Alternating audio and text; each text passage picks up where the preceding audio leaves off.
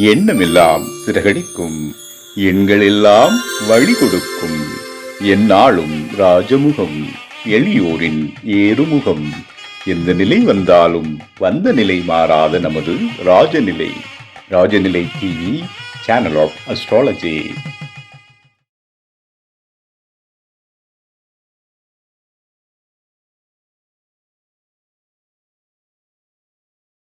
குரு பிரம்மா குரு விஷ்ணு குரு தேவோ மகேஸ்வரக குரு சாட்சாத் பரபிரம்மம் தஸ்மை ஸ்ரீ குருவே நமக. குருவே வாழ்க, குருவே துணை. அன்பிற்கினிய ராஜநிலை டிவி உறவுகளுக்கும் நேர் பெருமக்களுக்கும் அன்பான இனிய நற்காலை வணக்கம். இன்றைய நாளுக்கான பஞ்சாங்க பதிவுகள் ராசி பலன்களை பார்ப்போம். ஏப்ரல் மாதம் 26/4/2026 ஞாயிற்றுக்கிழமை, உத்தராயணம், பராபவ ஆண்டு சித்திரை மாதம் 13ஆம் நாள், தசமி தீதி. இன்று வாசவி ஜெயந்தி, நாளை ஏகாதசி. இன்றைய நாளுக்கான நல்ல நேரம் காலை 7:30 முதல் 8:30 வரை. மாலை நல்ல நேரம் 3:30 முதல் 4:30 வரை. கௌரி நல்ல நேரம் காலை 10:30 முதல் 11 வரை. மாலை கௌரி நல்ல நேரம் மதியம் 1:30 முதல் 2:30 வரை. ராகு காலம் 4:30 முதல் 6 வரை. குளிகை 3 முதல் 4:30 வரை. யமகண்டம் 12 முதல் 1:30 வரை. இன்றைய திதி தசமி திதி. இன்றைய யோகம் விருத்தி நாம யோகம். இன்றைய கரணம் காலை 10:06 வரை தைத்துலாம், பின்பு கரசை. இன்றைய நட்சத்திரம் மகம். இன்றைய சந்திராஷ்டம நட்சத்திரம் உத்திராடம். சந்திராஷ்டம நட்சத்திரம் உத்திராடம். அதுல எதுல இருந்து பாத்தீங்கன்னா தனுசில் பாதி ஒரு பாதம், அதுக்கப்புறம் பாத்தீங்கன்னா மகரத்துக்கு தான் சந்திராஷ்டமம் ஆரம்பம். சரி, இன்றைய நாளிற்கான கிரக நிலவரங்களை பார்ப்போம். மேஷத்தில் சூரியன், ரிஷபத்தில் சந்திரன், மிதுனத்தில் குரு, சிம்மத்தில் கேது சந்திரன், கும்பத்தில் ராகு, மீனத்தில் சனி செவ்வாய் புதன். இன்றைய நாளில் என்ன செய்யலாம்? ஞாயிற்றுக்கிழமை, உத்தராயணம், பராபவ ஆண்டு சித்திரை மாதம்.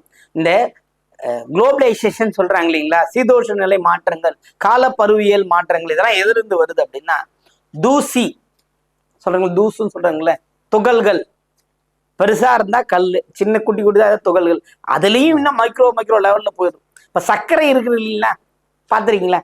சர்க்கரைய மைக்ரோஸ்கோப்ல பார்த்தா 950 மைக்ரோன் இருக்கணும். அதான் கரெக்டான அளவு உள்ள சர்க்கரை. இப்ப அப்படி வருதா? இல்லை. ஏன்? சர்க்கரையின் அளவே மாற. அது போல காற்றில் தேவையில்லாத துகள்களின் கொண்டாட்டம், அதோட ஆட்டங்கள் வந்துடும். ஏன்னா இது கிருமியாகவும் இருக்கலாம், தூசா இருந்தாலும் கிருமி தானே. ஏன்னா நம்ம சுவாசிக்கிறோம், மூச்சின் வழியா உள்ள போய் அது நுரையீரல் அஃபெக்ட் ஆகும். இந்த நுரையீரல்ல யாருக்கெல்லாம் அழுக்குப்படுதோ அவங்களுக்குலாம் பார்வை, இப்ப நான் என்ன போட்டுக்கிற மாதிரி கண்ணாடி போட வேண்டிய நிலைமையெல்லாம் வந்துடும். இதற்கு உடல் சுத்தம், நுரையீரல் சுத்தம்ங்கிறது முக்கியம். அதுக்கான மூச்சு பயிற்சிகளை கத்துக்குங்க, தியானத்தை கத்துக்குங்க, யோகத்தை நடைமுறைப்படுத்துங்க. கத்துக்கிறது மட்டும் முக்கியம் இல்லை, அன்றாடம் செய்ய வேண்டும். புரிஞ்சுக்குங்க. இங்க ஒரு உயிரற்ற ஒரு ஜடப்பொருள் இருக்கிறது. இதை டெய்லி இந்த இடத்துல ஒண்ணும் பண்ணுவானுங்க, ஒரு டச் மட்டும் பண்ணிட்டே வாங்க. அந்த டச் பண்ணது தெரிஞ்சிடும் 10 நாள்ல. ஏன்னா அது வளராது. ஆனால் நாம் நம்முடைய உடல் நித்தம் வளர்ந்து கொண்டே இருக்கிறது. அப்போ இந்த கிருமிகளை நம்ம பாதுகாத்துக்கணும். இந்த சீதோஷ நிலையை நம்ம கடைபிடிக்கணும். கண்டிப்பாக உடல் ஆரோக்கியத்தை கண்ட்ரோல் பண்ணணும். கிரகங்கள் சொல்லி கொடுக்கிற விஷயங்கள் தான். கேது யாருக்கெல்லாம் தன்னுடைய ஜாதகத்தில் 2ஆம் பாவத்திலேயோ 7ஆம் பாவத்திலேயோ பயணம் பண்ணும் போது உடல் அரிப்பு, தோல் சம்பந்தப்பட்ட பிரச்சனை வந்து போகும். இதெல்லாம் பருவநிலை மாற்றங்கள், கிரக மாற்றத்துல சொல்ல முடியும். அதனால உடல் தூய்மை நீரால் அமையும், உள்ள தூய்மை பக்தியால் அமையும். பக்திங்கிறது கடவுள் உருவ வழிபாடு மட்டும் பண்றது இல்ல, உள்ளார்த்தமா கடவுளை கொண்டு வருவதே இதற்கு சிறந்த விஷயமா இருக்குது. இன்றைய நாளுக்கான ராசி பலனை பார்ப்போம்.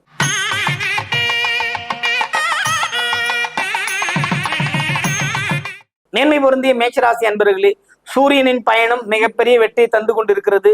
உடல் ஆரோக்கியத்தில் கவனம் மேற்கொள்ளுங்கள்.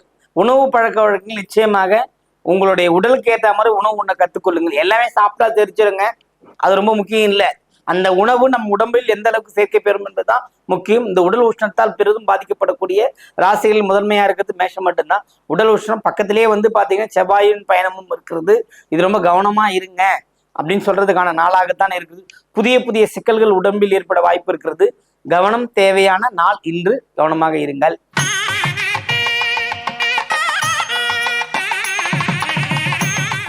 ரிஷபராசி என்பவர்களுக்கு சிறப்பான ஒரு அம்சங்கள் உண்டு. சுக்கிரனின் பயணம், குருவின் பயணம், அடுத்து பாத்தீங்கன்னா 3 கோடி அதிபதி 4க்கு போயிருக்காரு. அப்படின்னும் போது புதிய முயற்சிகளை நீங்க வெற்றி பெறுவீங்க. பயணங்களால் நன்மை உண்டு. புதியவர்களுடைய சந்திப்பு நிகழக்கூடிய வாய்ப்புகள் உண்டு. ரொம்ப நாள் பார்க்கணும்னு நினைச்சேன், இன்னைக்கு அவர் சந்திச்சால, அவர் உங்களை சந்திச்சாரு. அதனால ஒரு மகிழ்ச்சி, சந்தோஷம், கேளிக்கை கொண்டாட்டங்கள்லாம் நடைபெறுவதற்கான வாய்ப்புகள் உண்டு. ஆதரவு பெருகக்கூடிய அமைப்புகள் இன்னைக்கு உங்களுக்கு சிறப்பா இருக்கிறதுங்க, பயன்படுத்திக்கிங்க.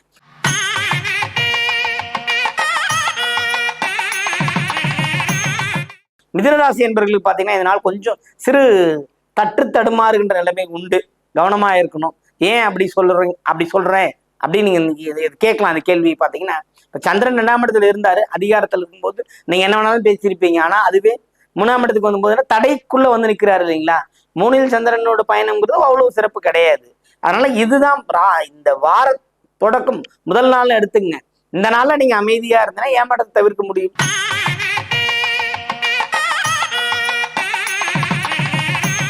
கடகராசி என்பர்களே, கடகத்தை பொறுத்து மட்டும் ராசி அதிபதி 2ஆம் இடத்துல பயணம், அது கேதுவோட பயணம். தடைப்பட்ட பணிகள் எல்லாம் சிறப்பாக நடந்து முடிக்கிற அளவுக்குலாம் ஒரு வாய்ப்பு இருக்குது. உடல் ஆரோக்கியம் மேம்படும். பயணங்களால் வெற்றி உண்டு. ஒரு சொந்த பந்தங்களோடு அனுசரித்து செல்றது. ராகுவின் பயணம் 8ஆம் இடத்துல இருக்கிறது, கவனமா இருங்க. உங்களுக்கு வந்து அஷ்டமசனி முடிஞ்சே போயிருந்தாலும் மற்றபடி கோச்சார நிலவரங்க ஓரளவுக்கு ஒரு வாரத்துல ஒரு 2 நாள் அப்படிதான் இருக்கும். அதனால இந்த நாள் ஆனால் ஒரு உயர்வு பெற்ற நாளாக இருக்கிறது. வாழ்த்துக்கள்.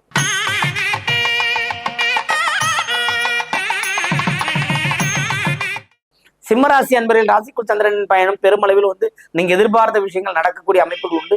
பெருமையான சொல்லிக்கூட அளவுக்கு ஒரு லாபங்களும் சந்தோஷங்களும் நிறைவான ஒரு விஷயம் உங்ககிட்ட இருந்துட்டு இருக்குங்க. இந்த நாள் ஒரு அற்புதமான கீர்த்திகள் கிடைக்கின்ற ஒரு வாய்ப்புகள் இருக்குது.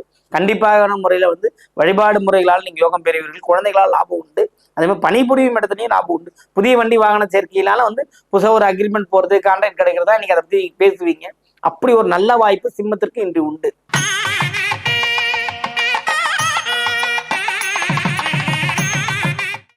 கன்னிராசி அன்பர்களே, கண்ணியை பொறுத்தவரை சிறப்பான ஒரு நாள் புரிதுங்களா. எப்போதுமே நீங்க என்ன பண்ணுவீங்கன்னா கையில இருந்தா செலவு பண்ணிடுவீங்க, எதுவும் வச்சிருக்க மாட்டீங்க. நாளைக்குன்ற விஷயம் உங்ககிட்ட இல்லை.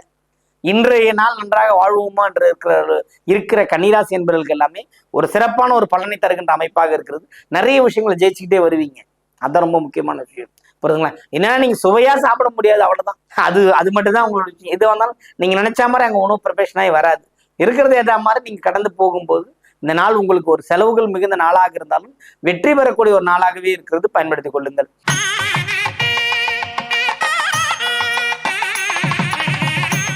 துலாம் ராசி என்பவர்களுக்கு இந்த நாள் வந்து சிறப்பான நாள்.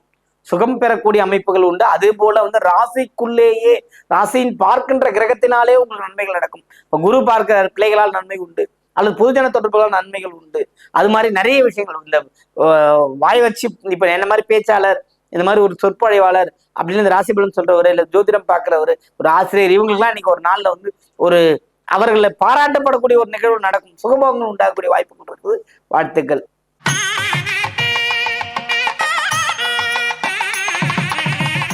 விருச்சிகராசி என்பர்களே, விருச்சிகத்தை பொறுத்த மட்டும் மற்ற நாள் கிரக நிலவரங்களை தவிர இந்த நாள் கொஞ்சம் சுமாராக தான் இருக்கு. எதையும் வந்து எனக்கு தெரியுன்ற மாதிரிலாம் பேசி மாட்டிக்காதீங்க. அதுவும் குறிப்பா குழந்தைகள் விஷயத்துல மாட்டிக்காதீங்க, இல்ல அப்பாக்கள் விஷயத்துல மாட்டிக்காதீங்க. விருச்சிகத்துக்கு இதுதான் நான் சொல்லுவேன். ஏன்னா நீங்க ஏதாவது ஒன்று சொல்லிட்டு அது பெரும் பிரச்சனையில போய் நின்று தான் நீங்க பார்த்துக்கிட்டு இருக்கீங்க. முக்கியமா பயணங்கள்ல தலைக்கவசம் இல்லாமல் பயணம் செல்வதை தவிருங்கள்.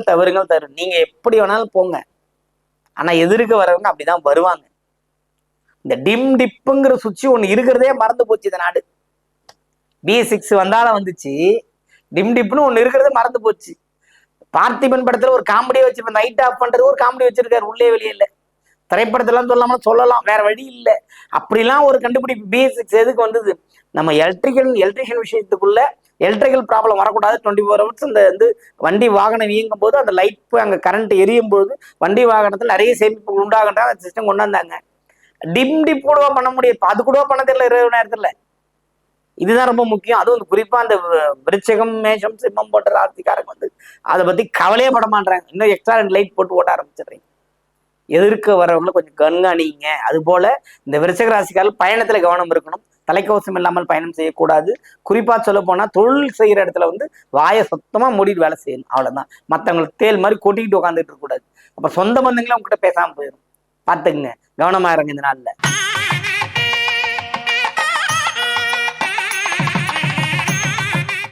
தனுசு ராசி அன்பர்களே, தனுசு ராசிக்கு எப்போதும் நன்மை நடந்து கொண்டுதான் இருக்கும். அது வந்து இந்த ராசியோட தன்மை. கோண ராசியிலே ஒரு உச்ச ராசின்னு சொல்லலாம்.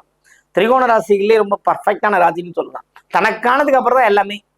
நான் சாப்பிடணும், நான் சாப்பிட்டதுக்கு அப்புறம் தான் மற்றவங்களுக்குன்ற ராசி தனுசு. அதனாலே தனுசு ராசிக்காரங்க மிகுந்த ஒரு செல்வாக்கா செட்டில்மெண்ட் ஆயிடுறாங்க. அதுதான் விஷயம். அதுல 1-2 கோச்சார கிரகங்கள், இது பிரபஞ்ச ஜாதகத்துல கிரகங்கள் சரியில்லாதவங்களுக்கு மட்டும்தான் அந்த மாதிரி இருக்கும். குறிப்பா இந்த 3 நட்சத்திரம் எனக்கு கல்யாணம் ஆகிறதுக்கும் லேட்டா தான் ஆகும். ஏன் 3 நட்சத்திரம் கட்டிக்க மாட்டாங்க. அதை அப்படியே சொல்லி சொல்லி இப்பதான் கொஞ்சம் மாறிக்கிட்டு வருது. காலங்கள் வந்துடும். மூலம் போராட்டத்துக்கு ஒரு சிறப்பான பாக்கியங்கள் நன்மை நடக்கிற நாளாக இருக்கிறது. வாழ்த்துக்கள்.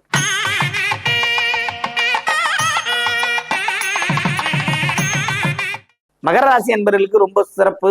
என்னன்னா இந்த சந்திராசிரமம் இருக்கு, அதை மட்டும் கவனம் வச்சுக்கணும். புரியுதுங்களா? மத்தபடி உற்சாக கழிப்புலையோ உணவுலையோ எந்த காம்ப்ரமைஸுமே தேவையில்லை. வெற்றி உண்டு. நாளைக்கு என்ன தேவைன்னு நீ சிந்திக்க ஆரம்பிச்சா நீ ஜெயிச்சிடலாம். மகரத்தை பொறுத்த வரலும் இதனால ஒரு அற்புதமான நாள்.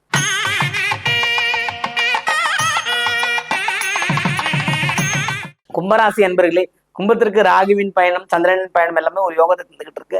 சந்திரனின் பயணம் யோகத்தை தருமா அப்படின்னா தரும். அது எப்படி தருது? 7ஆம் பார்வையை சந்திரன் பார்க்கிறார். ராகு உள்ள அதுக்கு அது பிடியில் இருந்தாலுமே ஒரு புதுவிதமான யோகங்கள் உண்டு. மன நிம்மதி இருக்கும், சந்தோஷம் இருக்கும், புதிய தொழில் வாய்ப்புகள் ஏற்படும், கல்வியில மேம்பட முடியும், புதிய கல்விக்கான திட்டங்கள் வகுக்கலாம். புரட்டாதி நட்சத்திரக்காரங்க மேக்சிமம் வெளியிலிருந்து படிக்கிறது சிறப்பை தரும். அதை மட்டும் கவனமா வச்சுக்க. நல்ல ஒரு யோகமான நாள் தான் இன்று.